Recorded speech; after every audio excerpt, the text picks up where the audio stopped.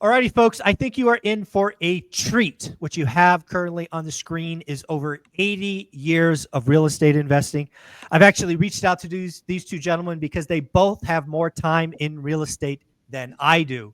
And my time goes back 25 years.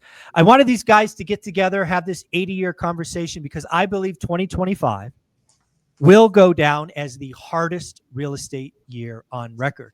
Right now, that record does hold out to 1981. I believe 2025 has a chance to be the hardest, the most unaffordable, the worst real estate year on record. If you're in the real estate industry, you're probably going, no mas. We have already had 3 terrible years, and this guy's telling me 2025 is going to be worse. We've obviously had crash bros talking about crash for the last decade. I think what we're going to do in this conversation is we're just going to get it all on the table. We're going to talk about why I think it's going to be the hardest year. We're going to talk about all the doom and scary headlines we've seen. We're going to talk about what is real and what is FUD. And then hopefully at the end, we're going to come to some point and say, okay, what do we do with this nonsense? Do we just leave the industry and shut our doors? Do we just put our head in the ground and wait?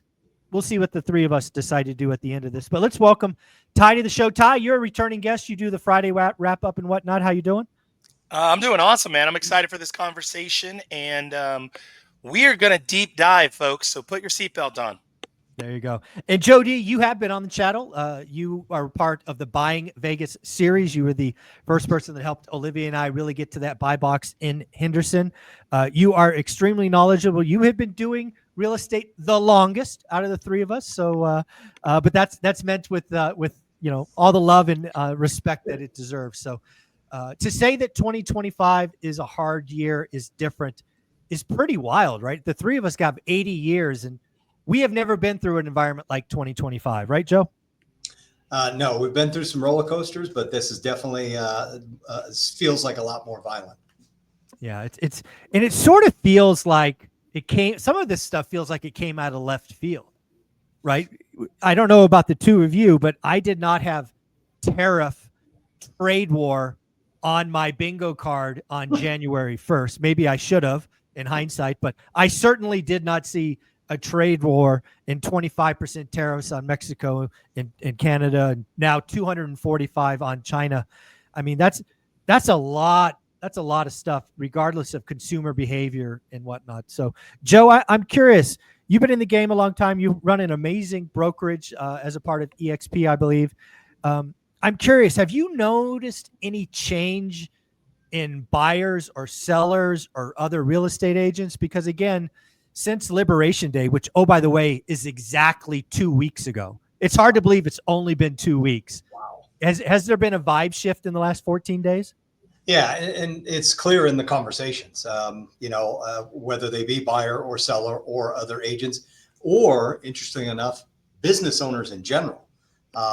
Friends, clients, things like that have been reaching out to get perspective on, where's this thing going? And some of them are directly affected because they're in the home building services business, right? So they work with builders, they sell to builders. And so their concerns are, what am I doing with my staff? How are we, projecting going forward? So yeah, the conversations completely changed. And I would say it wasn't the first few days after Liberation Day, but certainly the last 7 days, I have not gone more than a few hours with somebody else calling or texting or what have you. You know what? I would agree with that. I have definitely seen a vibe shift in the last 7 days. A lot of business owners, I've talked to a couple whose business for the longest time, whether it be in housing or whatnot, relied on imports from other countries, whether it be China, Vietnam, Mexico, whatever it is. And they're looking at, what do they do? How do they resource? Some of them honestly will tell me privately, if this doesn't get resolved in a couple of months, they can't stay in business, right? It's some pretty interesting times. Ty, you're out there. You're in the education space. You're a part of Sub 2. You have tentacles like no one I know. What are people saying in your world? It's been only 14 days, but I'm guessing the conversations have changed. Yeah, so a couple things is that, so I have some family in automotive. I have one family member who's a fleet manager for Ford, does a lot of custom trucks for construction and municipalities and things like that. He had a noticeable slowdown before a little bit after, and then all of a sudden a little bit of an uptick. Nothing to write home about, nothing to get excited about, but just a little bit of an uptick. Like if people are going to do something, it's like, oh, let's just get it done. So, but Right. nothing dramatic like that. I also have another family member who's a service, runs all of service for a big dealership that's a foreign. I could say the brand, it's Hyundai. It's a big Hyundai service. They had a very, very slow 30 days. Just people were not coming in for service, just people frozen. So the consumer frozen, lots of promotion. And then I flipped the switch there. I've got another family member. He's actually works at the Port of Oakland. Oh. And this is one I talked to you on Sunday about. So he works at the Port of Oakland. And so he sees, and every time I see him, what's the flow like? Is it busier? Is it less busy? Whatever. He said he did not notice a change. There was as many ships coming in. They did not notice a change. There was nothing. There was not a noticeable. And even I said, was there talks amongst managers about concerns and layoffs? And he goes, no. He goes, honestly, we've been shorthanded for a long time. And he goes, and that still seems to be the theme, that we're probably, again, they've been shorthanded for a while. But he goes, we did not, at the Port of Oakland, they did not see like all of a sudden ships just disappear and the place is empty. So yeah, that's really interesting. Again, Port of Oakland will be, and again, it's not Port of Oakland; it's all ports. What I've read in the last 24 hours, because again, you and I spoke, so I wanted to get a little more educated. I believe the tariffs that went into effect do not impact ships that were already en route. Yeah. So it probably makes sense to me logically that those ships that were en route can dock and, I don't know, deboard or whatever that process is called, unload. And it'll be interesting in a month to see if that's true, because, all signs are pointing to shipments out of China going way down. In fact, I don't know if you guys read this just in the last 6 hours. Temu, right, one of those sellers of Chinese goods, almost stopped advertising in the United States because they've been hit. So that they're going to see a lot less shipments. In fact, Hong Kong has said they're going to stop delivering parcels to the United States later this week. So there's lots of stuff. This trade war is very impactful. But go ahead, and Tom. I was wondering where that backpack is that I've ordered off of Temu. It may not be coming, yet, bro. I know. I'm like, refund. Okay, well, yeah. Yeah. Story. But let's get back to real estate, because as somebody who's been creating content for almost 7 years now, I think it's actually been 7 years. 2018 was my first video.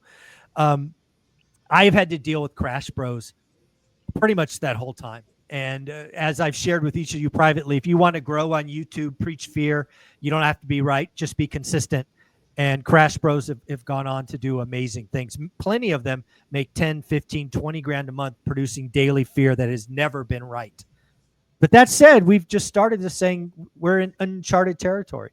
We have never seen anything like this. And one of the outcomes of this might be some housing pain.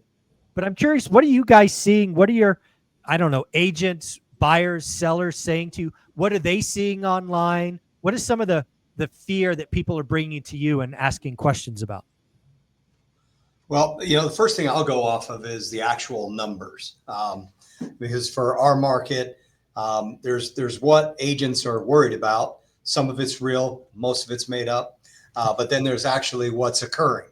And so, we chart every week the number of new listings, new properties under contract, solds, price reductions, all the different numbers, the metrics. And here's what's interesting. The beginning of this year, we have had 9 weeks where we've had over 1,000 properties go on the market in a 7-day period of time. So that occurred 9 times in 15 weeks.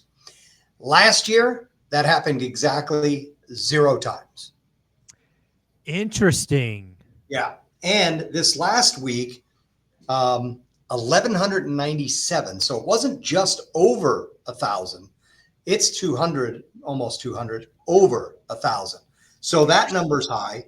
Price decreases. Last year, this same time period, we were averaging roughly 500 price reductions in a 1 week period of time. The last 7 days, 920, and we've been in the upper 8s to low 9s now for about 5 weeks. This is dating pre-tariffs, but certainly noticeable that the impact is there. The one standing thing that looks good, under contract. We've been in the 800s. That's been consistent. That hasn't changed. Unfortunately, though, our solds are lower than what we like to see, came in at 553. Typically, our last week of the month, that number always spikes up because everybody writes their contracts to close then. However, 553 is quite a bit lower than we typically see. Into April, that number is usually in the 700s. So we're starting to see that. I love all of that. And this is why, again, you're in the business, you run a brokerage. I'm not shocked that you have the discipline to collect the data week after week, because that's what you need. If you really want to understand how the market is changing, you have to get the data, not the feelings. In the economic terms, and you're probably hearing it on CNBC, the soft data and the hard data. What you just went through is hard data. Can't be argued. It's math, right? It's up, down, whatnot. It's feelings where this thing gets really wonky. But You're in the real estate industry, Joe, and your buyers, and frankly your sellers, but probably buyers more, they're feeling kind of squishy, right? I actually saw several articles in the last 48 hours talking about the well-to-do, the 7-figure buyer, the luxury buyer. Apparently, and again, I don't know if this is true in Vegas, but there's been more cancellations in the luxury market over the last 2 weeks than has been historically happening. I don't know if you've got a touch on that or thoughts, but yeah, I'm happy to jump in. There's two aspects to the feelings of buyers. So at Vegas, we live off of California, right? In real estate and visitors and everything and every other way. California people coming here, they're still feeling good. Met with a lady this morning selling a house in LA for just under $1 million. The house she wants to buy here is $500,000. She's hit the gold mine. She's thrilled. Yeah. Local buyers, on the other hand, completely different story. They are literally 180 degrees the other way. And then to your point, on the luxury end, crickets. I know of a couple of phenomenal properties that have been on the market for a couple of weeks that have had significant price reductions of $500,000 or more and has not changed the showing traffic one iota. And my belief would be is people that are playing in the multi-million-dollar plus purchase got hammered in the stock market. And even if it came back a little bit, they're on the ropes right now, trying to buy time. No, you're absolutely right. Historically speaking, and I have studied this, people that are buying multi-million-dollar homes typically pay cash.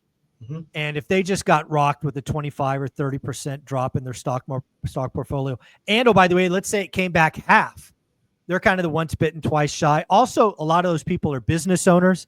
And to our first conversation, a lot of those business owners don't have the same security. They're asking themselves, what if and how comes? And a lot of wealthy people right now are like, cash is the investment. I have talked to more 7-figure people that in the last 2 or 3 weeks that have a higher percentage of cash, not treasuries, not money market funds, cash sitting on the sidelines, just going, I want to protect myself, but B, a lot of these people really understand the game, right? If you study the stock market, you study assets, they go in cycles. The stock market on average has a 10% drop every 2 years. It has something more meaningful, like 25% drop every 6 to 8 years. Some of these people are like, hey, I'm going to go ham when this all gets to the bottom. So there's some of that as well. Ty, you spend a lot of time talking with what I'll call motivated sellers, whether it's prospecting or your network. I'm curious, Joe was talking about buyers. What are you seeing from sellers? Because that's the thing that people don't realize. Even in the worst of years, like 1981 or what I'm saying, 2025, some people have to sell. What are sellers thinking in this kind of environment? They still have not accepted reality. I think they have slowed down. Their confidence has shifted. They're still overly confident, though. And the problem is that you've had this market for the last, call it 5 years, even 7 years, really low inventory for a long, long time, even before the pandemic. Sellers have always been in huge demand. Realtors, investors now, wholesalers, are showing up on their doorstep, whether it be through phone, text, email, door knock, whatever. They still are very catered to. So they still have this posture, and I would call it almost overly confident. Now, with Yeah. that said, there are a lot of people that either just because of timing, they've just got their default. Maybe they've got a trustee sale auction, whatever the case may be. People are beginning to wake up. The motivated seller is in fact beginning to wake up. The banks are behaving in a way I would describe as much more aggressive. Mm. Now, and we've joked about this and we've talked about this, that in California, at least, and again, we're a nationwide show here today, but in California, we don't call it foreclosure, we call it slow closure. It's such a slow process. It just gets postponement after postponement after postponement. And one of the things, I have a person, shout out to Tina. She is from Southern California. She really studies this data. She knows this stuff inside and out on foreclosures. In fact, she'd be a great guest to have on the show as well. We talk about every week, her and I talk and text each other. And one of the big things we talk about is how many sellers did you have this week that you were begging, pleading, let me help you save some equity, let me help you. And in fact, they stuck their head in the sand and they ended up getting foreclosed on. News, you won't see this, right? Because you won't see this today. You may not see this for a week or two, but let me just give you a prediction.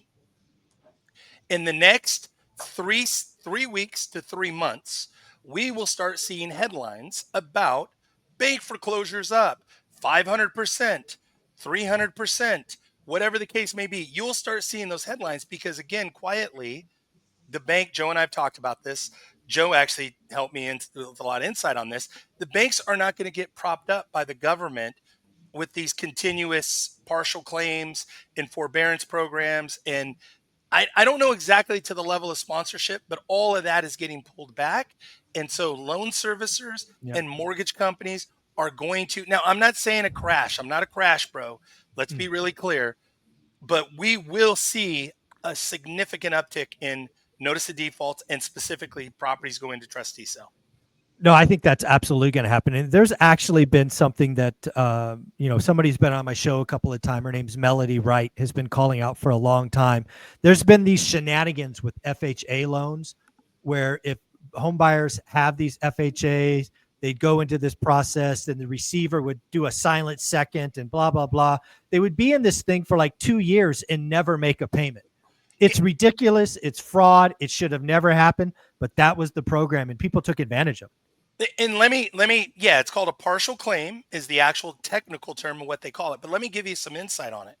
So much so that the people I coach and train and people that I talk to and consult with, I'm telling them that, like, if they are in fact engaged in working with pre-foreclosures, notice of default, notice of trustee sale, if they're working in those marketplaces with those homeowners, I'm telling them specifically, before you go deep down the rabbit hole with someone, take a look at the transactions and see, is this somebody that fell into a bad situation? Is it in default and because of a bad situation or circumstances? Or is this somebody that is a chronic default who's been gaming the system, who's been in and out, in and out, in and out? And it's very obvious. You can look at the tax record and you can see where they're recording the partial claims. You can see the default. You see the trustee sale. You can see the postponements. You can see all of this on public record if you know how to find it. And if they are somebody that's gaming the system, the truth is you're probably just, if you're thinking that you're going to, they're finally ready to sell. The truth is that you're just the next victim of somebody they're going to use up for as much information so that they can get whatever it is they need, a listing agreement to get another 45 or 90 days or whatever the case may be. There are professional gamers who know how to game the banks and work the system. And so I don't want any of my audience, any of your audience, to be really clear about those people and avoid them at all costs. Yeah. And they also do a lot of, and again, I have not seen it, I've only heard about it, a lot of very unethical and illegal things that you just do not want to get caught up in any of that. So stay away, beware, stay away. Yeah, I couldn't agree more. And shout out, I think it was Danielle DiMartino Booth, who wrote an open letter I think it was to the Treasury Secretary or somebody important. I don't know if that went anywhere, but clearly something happened, because I think it was just yesterday FHA announced a deadline. They're going to pull forward when this program ends. They're basically going to call nonsense. They're going to not allow the serial, whatever it's called, partial claim, because there's people just gaming the system. But that said, those are coming. Those people will not make up. They are going to lose their home. There is no equity. It will be at best a short sale or a foreclosure, because the party's over. Yep. The question is how much and when. And back to your point, it's going to be slow closure. I think that's true for a lot of the country. But there are some FHA foreclosures and short sales coming. That much is true. The game is up, I think. So I would agree, and I want to add in there too, in that I really believe that also. So in California, we have something called AB 2424, and it was Assembly Bill, a new law that went into place for foreclosures. And I want to give you this example because it really kind of puts the cherry on top of what we're stating as factual. With AB 2424, you can take a valid listing agreement, submit it to the servicer, and if you do it within 5 days, then they're supposed to postpone the trustee sale. And I believe it's 45 or 90 days, but they're supposed to postpone the sale for an extended period of time so you can sell the property. So you can sell the property. Now, I've had 2 people in the last 10 days tell me firsthand, I did it, I submitted it, and they kicked it back and they rejected it. One was because it was a timing issue. It wasn't within the 5 days. It was like sent at 5 p.m., 5:30 p.m., which, okay, maybe not, but they rejected it. The other one said, no, we received your listing agreement, but we also need to see that it is on multiple listing, and we need that proof within 24 hours. We want to see that there's valid intent. Marketing, yeah. That the house, that this isn't a ploy. So I've been doing this 30 years.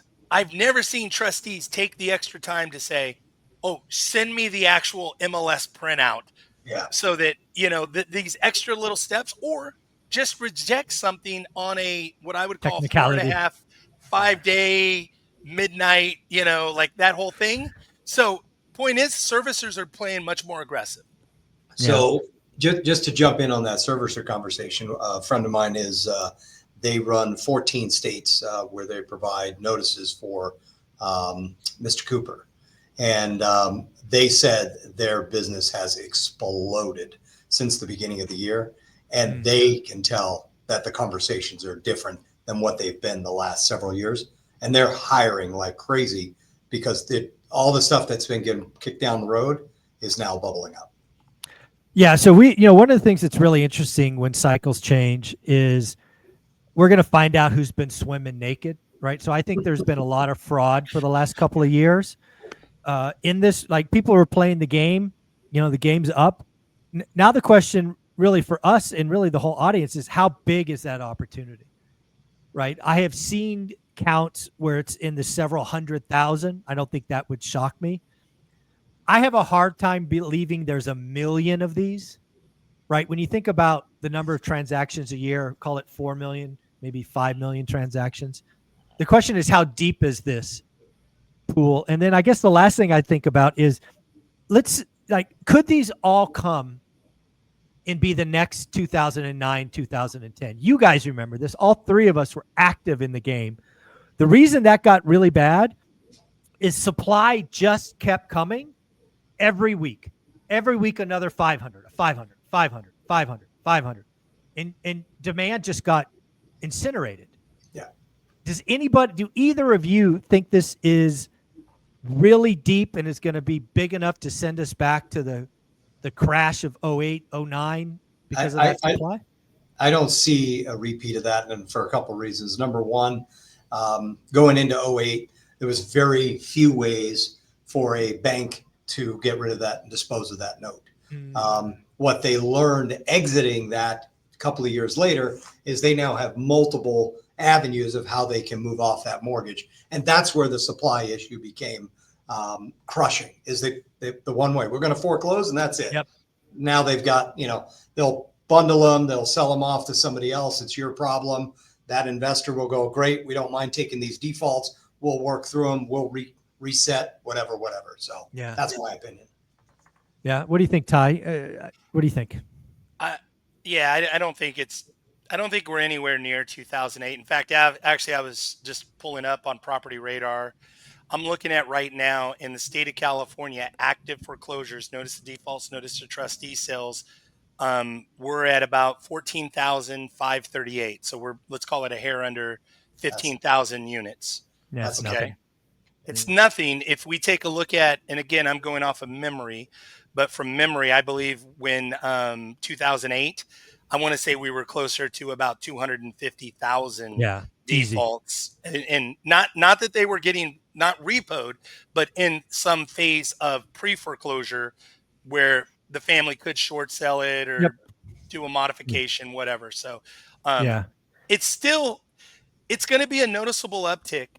I just think that inventories are so low. I also, just to comment what Joe, secondary markets, trading paper, hedge funds, all of that, I think play a big piece that wasn't really happening in 2008 because technology wasn't strong enough.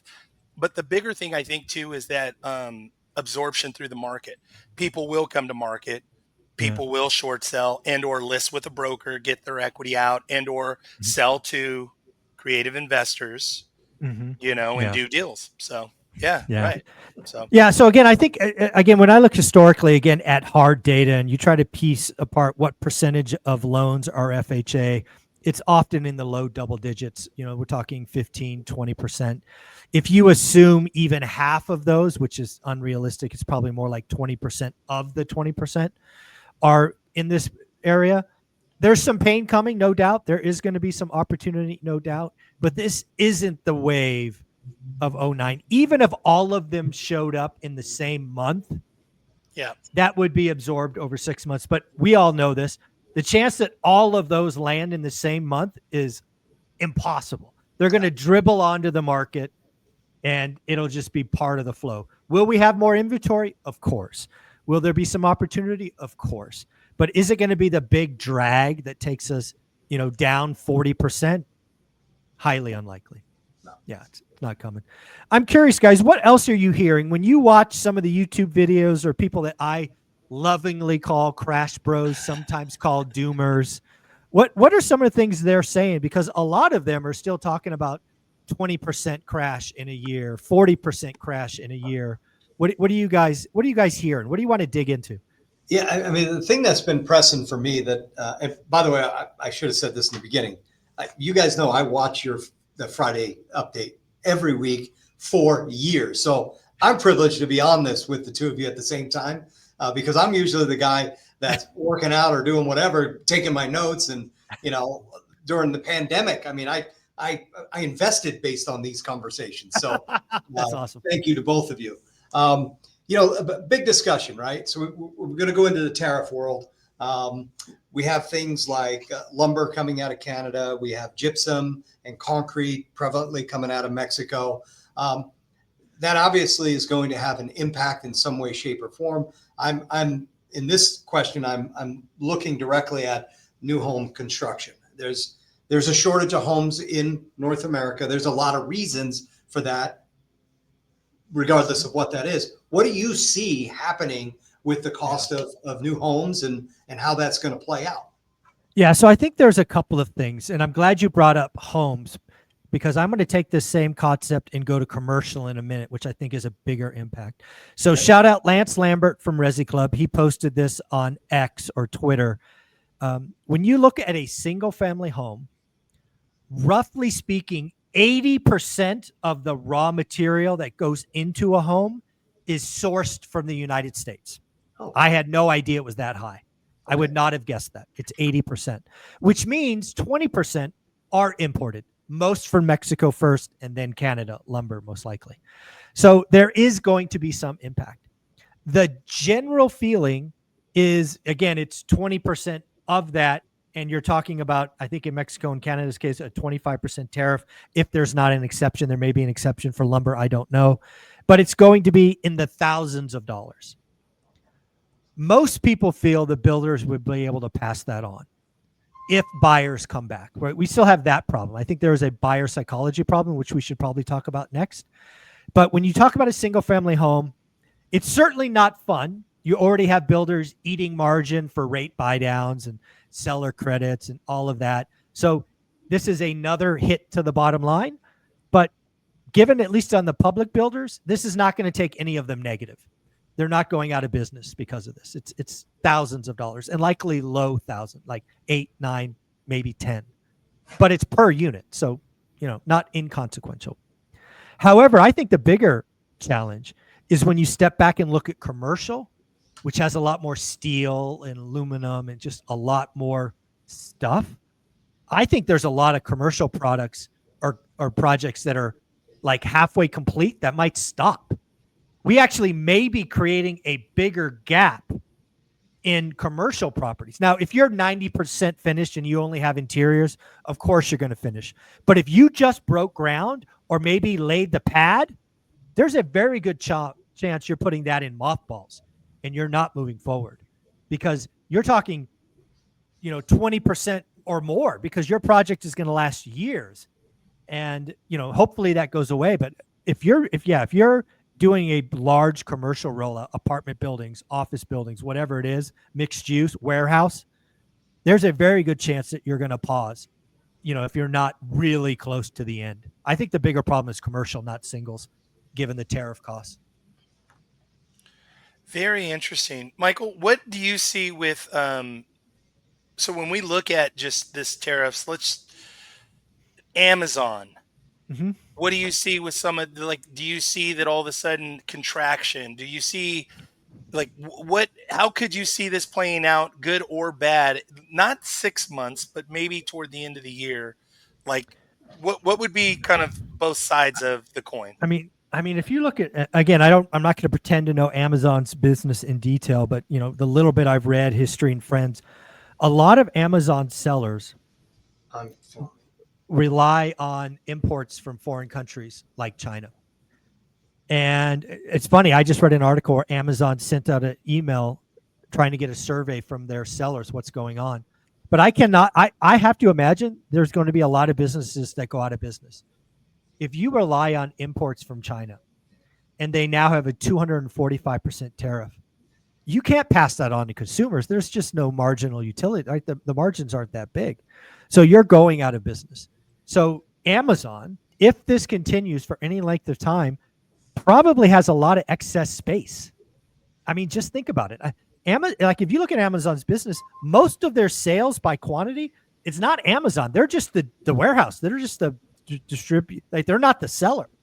Right. So there's a chance that Amazon is overinvested in warehouses. Now, again, we all hope this goes away at some point. It's not a problem, but yeah, you've got to imagine that just like the port of Oakland or the port of LA, if ships stop coming from China, you don't need as much Amazon space, right? I mean, that's how the dominoes play. I have a meeting tomorrow with a global manufacturing development company, and Amazon is one of their big clientele. I will be sure to lean in and find out what I can and circle back to you on what That'd be good. They're seeing frontline. That'd be good. Yeah.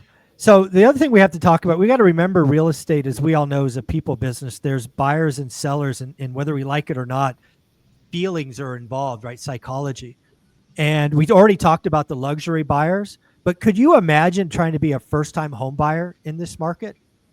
Right? There's no inventory out there at the low end. You got the housing market's been broken for 4 years. The move-up buyers stay in put because they're locked in at sub 3%. And, you've got all these people talking about it's cheaper to rent than own. I don't know if you guys talk to first-time home buyers or not, but if you do, I'd love to hear. What are they saying in this environment? I have a little bit, and what I would say, so two things, firsthand, secondhand.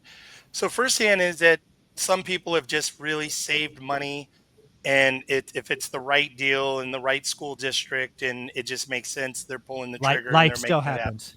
Yeah, they're just going to make it happen.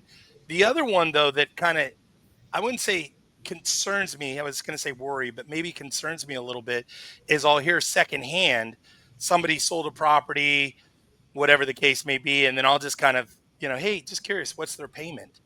I'm just curious because I'm looking at the inventory and it's, and they're like, it's $4,500 or $4,800. And I'm like, Wow. the rental market in that neighborhood is like 25 to Yeah. maybe even as low as 22 to 28. Right. It's 22 to Big gap. 28 and somebody's buying at 45 and with a very low down, they got some concessions, they got some closing costs. They, maybe, I mean, even if they got a rate buy down, it doesn't reflect it in the payment, Right. but I'm just looking at it and I'm going, maybe there's a much bigger issue with, maybe there's this thing down the road with short sales and yeah. Well, we've been in this movie before, right? Yeah. We've seen this. If you get a lot of stretched buyers who are really, really close to the edge, and if anything happens, like we go into a recession, job losses, unemployment goes from 4.2 to 6.2, or heaven forbid they're doing adjustable rate mortgages. That was the worst article I read this morning. I read this morning that 9.6% of all mortgages last month are adjustable. Folks, what the hell are you doing? Have we not learned that adjustables are bad? Right? I was really happy like 2 years ago when there was 2% adjustable. Like, that's okay. There's some legit reasons to go adjustable, and 2% feels right. But it ain't 10%. No, right? Not at all. It's not much. Not in this wild market, for sure. No, come on. It's crazy. On the flip side of that conversation, the first time home buyers, I feel for. I really do, because they're just getting sideswiped on either end. The higher payment, lack of options, competing. They've been competing against investors. But I see opportunity for your kind of middle of the road. In Vegas, it would be either side of $1 million. There's quite a few properties that fit that bill, but there's less and less buyers right now willing to jump into that space. And so if you're a buyer in that space, I feel like you can kind of turn it a little bit in your favor more than you've been able to do for the last several years. Yeah. I think there's tremendous opportunity for a small set of folks. So we'll definitely dig into that. But I want to go back to some of the Crash Bro stuff that we're here. Because again, I think more and more of this stuff is coming. Michael, please tell us. Are we finally going to see a crash? Are we finally going to see a crash in 2025, Michael? So you don't have to give us a yes or no, but I keep seeing these videos on YouTube. There's got to be a market crash coming, right? They've been saying it for 7 years, 5 years. Yeah. There's got to be a market crash coming, Michael. The broken clock's right once or twice. Twice, yeah. It's again, I want to be very clear. I believe 2025, when it's all said and done, will be the worst housing market since 1970. So it will overtake 1981. Wow. It will be worse than 1981. If you guys don't know what happened in 1981, we only did 1.9 million transactions, existing home sales. That was down 50% from 1978. Show the chart. Show the chart. I have the chart. That's right. Ty's got the chart. Ty did the work. So if you look at 1998, Ty's done a great job and highlighted that we did 3.986 million homes. 1978, yep. 1978. Yep. By 1982, we did 1.99. So I just rounded 2 million. Right now, and then if you go down here, there's actually a housing affordability, row 13, housing affordability index. Yep. The low was 1981. So the worst year on record for affordability was 1981. The worst transaction was 1982. So you can see here it says 60.55. That is the worst year since 1970. I think there's a very good chance that 2025 is worse than that. So what does that mean? Well, if you're paid on transactions, as we've kind of opened with, 2025 is going to be the hardest year yet. Now, I don't think we're going to go to 1.9 million because we have 50 more million people, right? This is 20, 40 years later? 45 years. Oh my goodness. That's how old I am. It's a long time ago. So yeah, it's like, we're all like, oh my God, we remember 82. Yeah. It's like, I do remember 82. So again, it's going to be hard. I do think we're going to do sub 4 million existing home sales. And for the record, last year we did 4.05 million. So I think it will be worse than that. I think there's a very good chance that we're flat, or what I'm telling people is we're going to be up or down 1% on price. That's what most people want. Median national home price plus or minus 1%. So Again, not a national. crash. Not a crash.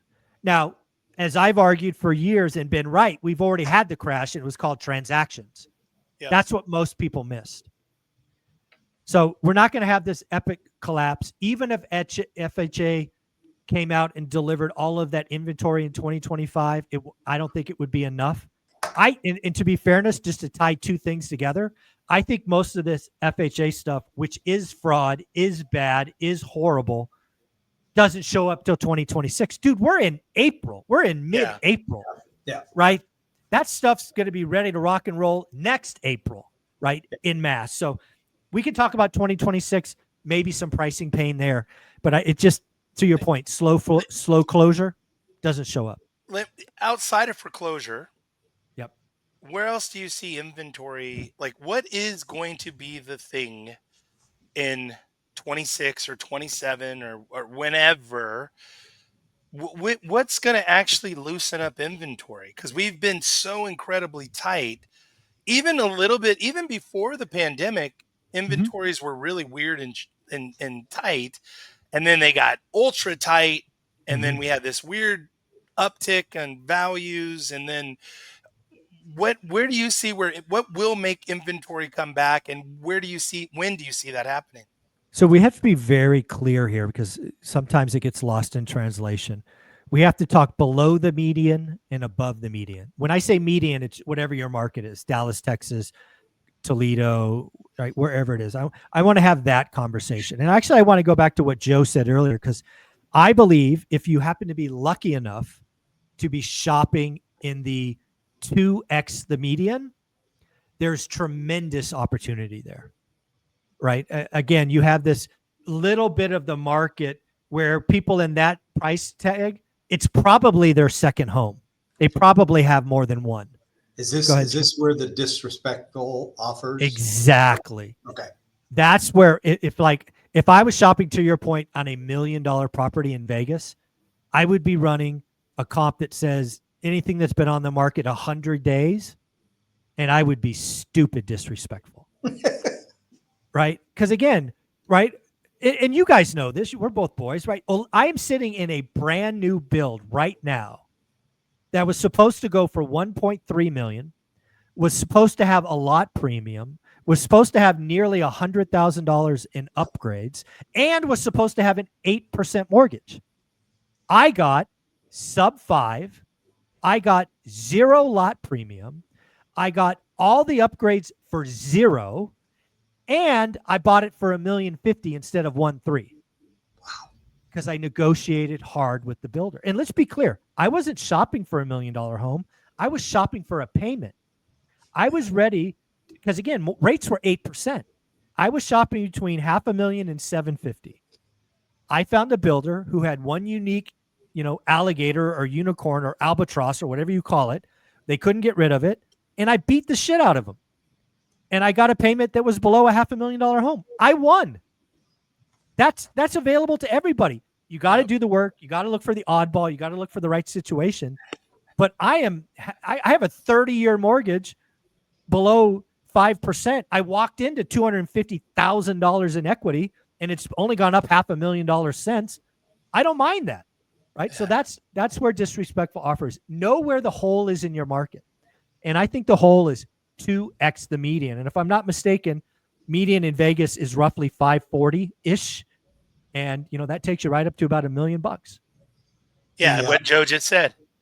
Yeah. The median sold price here is $485. Oh, the median, there you go. The median list price, though, is $540. So okay. So call it 500. So there you go. If your market, the median is 250, shop at 500. Because again, you got to remember that seller, probably a second home, and probably got it a long time ago, right? Again, you just got to know the market. And it's not everybody, right? I found one unique opportunity and capitalized. But I looked and looked and looked and sifted and looked at a lot of frogs, and I only found one prince. But that's why you got to do the work every day. You got to take your shots every day. You got to follow up every day. That's just what we do. Right? So there's that one. Now let's talk about where the money is. Because one of the oddities about being right about the median home price going up is I was right, but I don't think people realize why I was right. And this is really strange to me. I remember 3 years ago in Sunnyvale, in my office, going on a whiteboard and doing a video trying to educate people how median home price is calculated. I did it on the whiteboard. You can probably still find it on my channel. I basically listed out 11 properties. And if you list out 11 properties, right, the middle is property number 6, right? That's how median works. Now, what we have seen over the last couple of years is the low end of the market disappear. So if you go in and erase 3 of the low end and only erase 1 of the high ends, median price goes up. Transactions down 40%, but median price up. Why? Because inventory mix ripped it higher. So how do you get median home price down? The answer is you have to unlock the frozen move-up buyer. If you guys don't know, the reason our market is so bad today is the move-up buyer is on strike. The move-up buyer for 40 years would sell one and buy one. They are not participating. It's either entry-level first time or rich people. That's all we got. And then sprinkle in some investors. Move-up buyer is not playing. So how do you unlock the move-up buyer? I believe we only have 3 answers. And actually, I think there are only 3 answers. 1, you could take the unemployment rate up dramatically and create a deep, dark recession. Because at some point, people will sell their homes because they're forced to or because they want to tap equity and do something else. So one thing is to hope for a deep, dark recession, shoot depression. And it has to be long. I am not talking 6 months. I'm talking 2 years. Okay? So if you want to see prices come down dramatically, you have to unlock them by creating fear and necessity.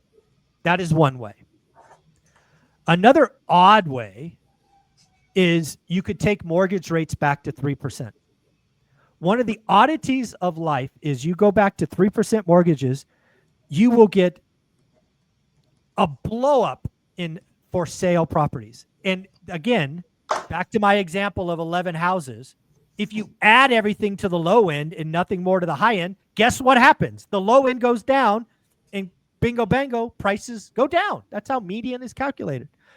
So if we could somehow get back to 3, I would even say 4%. If for some reason we got to 4% mortgages and they were there for a year, again, not a day, not a week, not a month, a year, you would see a lot. Like, how many people do you know that have a 2 or 3% mortgage that go, I would really like to sell, but they would sell and they would move up. They'd be a buyer and a seller. Yep. So there you go. So there's 2. Now, the third, and unfortunately, the leading option today, in my opinion, is time. I believe the lock-in effect will slowly unwind as people have more babies. They collect more stuff. It just becomes more and more uncomfortable to live in what was not supposed to be their forever home. It was supposed to be their first home. But that's not fun, not fast. It's a decade. It could literally be a decade. Back to the chart that you had up, if you ask how long, Mike, did it take for us to go from 1.99 in 1982 back to 3.99 in 1978, the answer is 1998. It's like 18 years or 20. It's like something stupid. Yeah. So the answer to the unfortunate problem is time, or a deep, dark depression, or 3%, 4% mortgage rates. That's how you unlock the market. Those are the only 3 things I see. And really, the 3%, 4% rates only come if we're in a depression or a major recession anyway, right? Like, it could. Well, let's be. A trade war could do it. I mean, we're going through. I mean, if we go through a trade war with China and we really almost treat it like a boycott, like thou shalt not ship there, thou shalt not receive there, that could be enough to send our economy into a tailspin and get us crazy low rates. But you're right. That would be dude, I'm not even sure what that would be. That'd That be might be a painful, though, depression. right? That'd be a depression, maybe. It'd be, yeah. Yeah, So- Unemployment. We've got a lot of stickiness with inflation, right? And they're doing everything they can to get on the other side of that at some point. So how does that play into all this with trying to get those rates down? If those rates go down, does inflation swing with it? Yeah, one of the things that I think is going to happen is, again, this is back to your earlier point, hard data versus soft data, right? You had all the hard data. Right now, there's a lot of soft data talking about 1 year, 3 year, and 5 year inflation expectations. And frankly, being as high as 1982, and that's not a good thing, right? Anytime you're comparing today to 1982 on inflation, that's not something to be proud of. You don't want to win that gold medal. That's not good. That's a bad time to compare to. But that said, it's soft data. And you got to remember, consumers they don't read deep. They don't go deep. They read the headlines. And all they're hearing is tariffs equal taxes, taxes equal more cost. So, of course, they're thinking this is coming. But I got to tell you, if these tariffs stick, I honestly think what the next domino is going to fall, and we won't know this for about 60 or 90 days, because the supply chain has a lot of inventory in it already, and we'll work through the inventory that wasn't tariffed first before we get to that stuff. But I think we could very quickly have what's called demand destruction. And then demand destruction actually leads to true deflation. Interesting. Right. So deflation could be one of the outcomes of this. Think about it as just a normal consumer, right? You go to the store to buy a couch, and you're used to that couch costing $1,000. And for whatever reason, you go one day and it's $1,500. Like, nope, my couch is good. I'll just have it cleaned or whatnot. And then you're going to start telling all your friends about the $1,500 couch that used to be $1,000, and that's going to pull back demand. And it's one of the oddities about what we're going to is, if it sticks, I do think the outcome might be true deflation. But to your guys' points, that is around the corner and down the street. I'm talking now as an economist trying to play the dominoes. Okay. But we may have deflation in 9 months or 12 months or 15 months. But to your point, Ty, that's a bad economy. That is consumers sitting on their wallets, and in this example, not buying couches. Because what happens?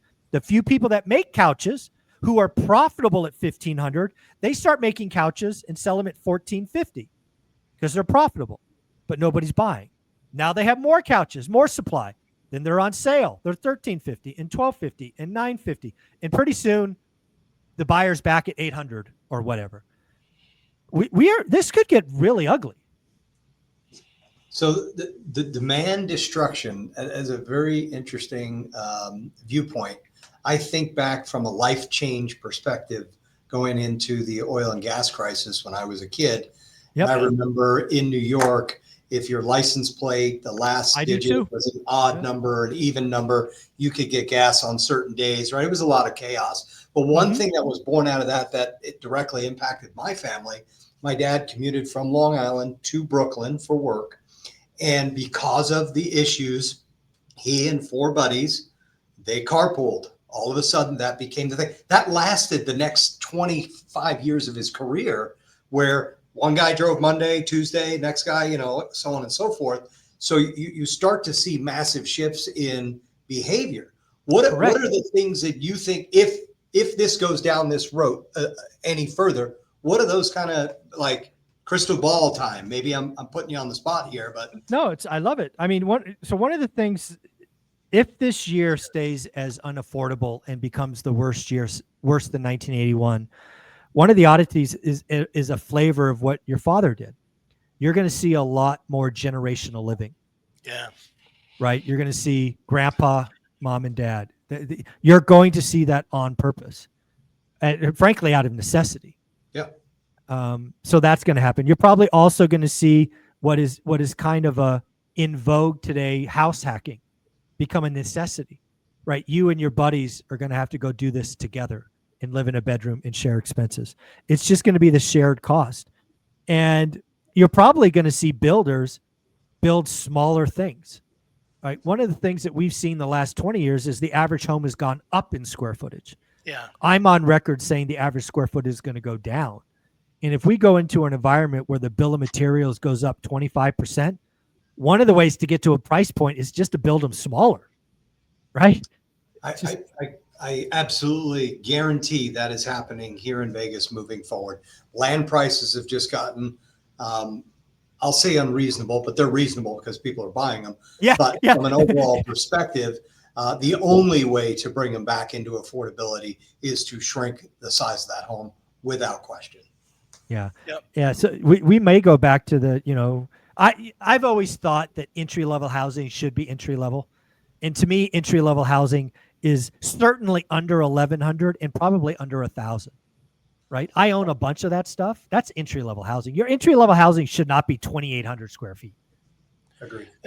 Let me throw you a curveball, Michael. So how much of this is overly, we're all plugged in. We have the news 24 hours a day. We got even our entertainment is threaded in of news and sensationalized and overly hyped. And we're all just so connected 24/7 to what's going on in the world and what's going on in our world. How much of this feels to you over exaggerated and or maybe just a little bit out of proportion, exaggerated versus it's real? We've already been getting our butt kicked if you're transactional on real estate. Yeah. We're kind of used to it. Like, so 25, not another transactionally low year. But from your perspective of how much of this is overly sensationalized and just kind of your perspective on, and also too, how to navigate where the opportunities are, how do people keep their head on straight? Yeah, well, let's get to the opportunity. The thing I'll say about this is there are some professional grifters out there who produce YouTube content to get eyeballs and clicks because that's how they feed their family. These are often failed real estate agents, failed mortgage brokers, failed underwriters. And yes, I use those job titles because there are 3 individuals that had those that are nothing more than grifters who have been producing daily fear videos and printing money and hurting their followers. So what I would tell you, the thing to look out for is anyone who takes data or a subset of data from, say, Texas or Florida, to use real examples I've seen in the last 24 hours, and extrapolate it to national stories. If you see one idiot with a thumbnail that has a Zillow home price and sees it cut from 480 to 360 and is trying to tell you that's the national picture, they are robbing you of what is possible. And oh, by the way, they're printing money. That individual makes 80 to 100 grand a month producing nonsense. I have this thing called vidIQ. I can see what they're doing and I know what they make. That's why he does it, because he gets paid to do that. He produces fear. He takes one micro sample and paints the national picture. Don't let that happen to you. At the end of the day, what I've preached and talked about since day one of One Rental at a Time is get your buy box, look at your data. To Joe's earlier point, get your hard data. Your buy box should be this big. How many listings do you have today? How many did you have last week? How many did you have last month? How many price cuts? How many pendings? How many closings? That's all that matters. None of this national shit should matter. Your buy box is that big. Don't get distracted. That is the number one thing. That said, I do want to shout out someone who I think is doing it right, but frankly has a different opinion about the housing market than me. There's a young lady, her name is Melody Wright, who I've had on my channel several times. She and I do not see the market the same way. For example, I believe her most recent call is in 2025. The national housing price will be now 9%. Again, mine is -1 to +1. So we disagree. And frankly, we disagreed last year as well. But here's the deal. I do not believe Melody Wright is a crash bro. I will never call her a crash. I won't call her a crash cis either, or sister, or whatever the opposite. I'm not trying to split hairs. I don't believe Melody Wright is a doomer. If you know anything about her, she grew up in the lending space, in the servicing space. She saw the pain from Joe's earlier point about banks only had one way to get through this, and was to foreclose. She was on that side. She saw the letters. She saw the pain. She saw all of this. And today she has access to loan books and portfolios, and she has insight to stuff that I can't even dream of. She has correctly called out several things. Mortgage fraud in the Airbnb space. She called out the FHA nonsense long before anyone else. So she has been a hell of a right, a lot more than wrong. So I would tell anybody, myself, why do I listen to Melody Wright? Because I don't want to live in an echo chamber. I want to have somebody that pushes me, makes me think bigger, makes me learn about an area I don't have. All of us should have somebody who we respect their opinion, even if we disagree. Again, we disagree. She's down 9. I'm like flat. It's okay. If I'm wrong, I learned something. So I would ask everybody to find someone like that. For me, that's a young lady named Melody Wright. She has a YouTube channel. I follow her on X or Twitter. So I do think there are some people who have a negative view on housing that are worth listening to. But let me close on this. If you're a failed mortgage broker, a failed real estate agent, or a failed underwriter, and you have been calling a housing crash for 1,000 videos in a row in 5 years and printing money on the back of your followers, you are not a good person. You're not a good person. But congratulations. You sold yourself out. I hope the money's worth it. That's what I have to say for that. We should find him and beat him up. I'm just kidding. No, dude, karma is going to come. Dude, karma is going to come back and get them. Can you imagine living in that world? Oh my God. Next February, we invite him to the ORAT. I've thought about that. I've thought about that. But we put a cage match. That's funny. Yeah. But yeah, so let's talk about opportunity. So as I've said many times and met, 2025 is going to be a hard year for everybody. ... Except real estate investors. I believe the three of us and probably hundreds of people we interact with will do something in 2025 that I call the deal of the decade.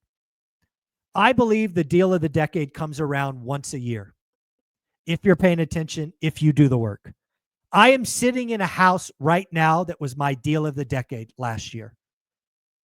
I believe it's possible for everyone. It's not easy. It's not easy, but it's so simple. Do the work, do the execution, write the disrespectful offer, follow up, ask questions, get creative. And Ty, I personally think you and your network are going to just freaking crush it, because guys like me are lazy these days. We're going to just use cash or a loan. You are like, well, how can I solve this problem? This is what Ty's going to do. How many different ways can I solve this problem? Some with money, some with not. And you're just going to clean up, because as the year goes by, those sellers who you talked about earlier, who were still very much wish pricing, are going to start to see foreclosures go up 500%. They're going to start to see the service provider say, no, we're not playing. And because you are focused, you are disciplined, you are skilled up, you are going to crush this year. You might have your best year yet in 25, but it's because you're a real estate investor. So while most people are hurting and struggling, you, Jody, hopefully myself, and many of our followers who are not distracted by the headlines, not surrounded by the doom, doing the work, getting creative, getting in the right rooms, we're just going to clean up. It's going to be awesome, because all these people have been waiting for this fear. They're going to do what they always do nothing, right? How many of you were around when they were giving away houses? We all saw it. Dude, I was deciding between gold bars and diamonds. There was nobody around to pick these things up. I'm like, dude, that gold bar is not big enough. I don't want to pick that one up, right? It was stupid. It's going to happen again. It's just wild to think about. I love it. Exciting. Yeah, I'm gonna just pile on the back of that. So, Michael, you and I had several conversations last year in anticipation of opportunities coming. I don't think either one of them thought tariffs was going to be what was going to bring it. But something was. We both knew cash was going to be very important to take advantage. And I remember one of the conversations I said, look, Yeah. I'm going to liquidate a portion of my portfolio of stocks that I hold here. Yeah. And here's why. And I had all my reasons. And Michael's like, yeah, I think it's great. He goes, the only question I have for you is why aren't you liquidating all of it? And I thought about it for a second and I was like, damn, he's right. So I did, sitting on cash. So what did I do to start this year? I called Ty and said, if anybody is going to crush it in this coming opportunity, it's going to be the tools and the things that you use. And so Ty, you and I had a great conversation and we're rolling with your program. So yeah. The other thing, Joe, I remember about a private conversation. I'm sure you won't mind me putting this on blast. But you told me you were thinking about buying an office building. Yeah. Because you were basically looking at, hey, how can I use some of this cash, which you were uncomfortable sitting on? It was like it was too big. Yeah. Right. And you're like, I'm going to go buy an office because it kind of helps my monthly expenses. Yep. And what did I tell you? You're like, you're out of your mind. He goes, wait, you'll be able to pick these up for scraps. And I'm like, okay, you've been right on everything I've called you on. So I'm just going to follow the lead. Yeah. At the end of the day, what I've been building is cash, access to cash, because again, the opportunities that are coming will be amazing. And again, I want everybody to think about a deal of the decade coming around once a year. Because most people I speak with, they can only do one a year. Most of us aren't doing, one a month or two a month, right? If we can just have that right attitude that we know the deal of the decade is coming around once a year, it should motivate you to keep looking and keep doing the work. Well, I'm going to focus on a disrespectful offer. Nice. On the deal of the decade going forward. No office buildings, none of that distraction stuff. So. I like it. So exciting. So exciting. Such a great, just opportunity, folks. That's what it's the opportunity you've been praying for. It just didn't come in the package you wanted. Yeah, exactly. Right now, the package looks like fear. And the big word now, we've been using this word for a long time, uncertainty. Now I hear it 10 times a day on CNBC and in the news outlets. But uncertainty, it's a different package. But this is the opportunity we've all been preparing for. So, Michael, man, thank you for this. Yeah. Ty, how can people find you? I'm really easy to find, ty@tylg.com. I treat email like text messages, ty@tylg.com. Very cool. And Jody, if somebody wanted to reach out to you, maybe get something started in the Vegas area, how would they reach out to you? They don't need to reach out to me, but it's Joe D Las Vegas on Instagram. Yeah, folks, do me a favor. Go follow him on Instagram, Joe D Las Vegas. And by the way, he has a daughter that he's doing these. I'm going to call them skits. I'm not sure what else to call them on Instagram, where she's in there. You're treating her like a Gen Z and asking her about words, or she's running around doing a house tour like she's on speed or something. I think you and your daughter are doing amazing things. I think it is wonderful that you and your daughter have such a loving relationship. You're showing her the ropes. And I hope you are having as much fun as it looks like you're having. Quite honestly, I think I'm having more fun, and I try to pull it back for the camera because this is Emily's creativity. This is not me. Most of the time I show up and go, where's my mark? And do I get a speaking part or am I standing there? And she says, get out of the way. I can do that very easily. So. There you go, folks. It's Joe D Las Vegas? Yep. Folks, go follow Instagram. Send him a DM saying he saw us on the channel. I'd appreciate it. Take care, guys. Thanks.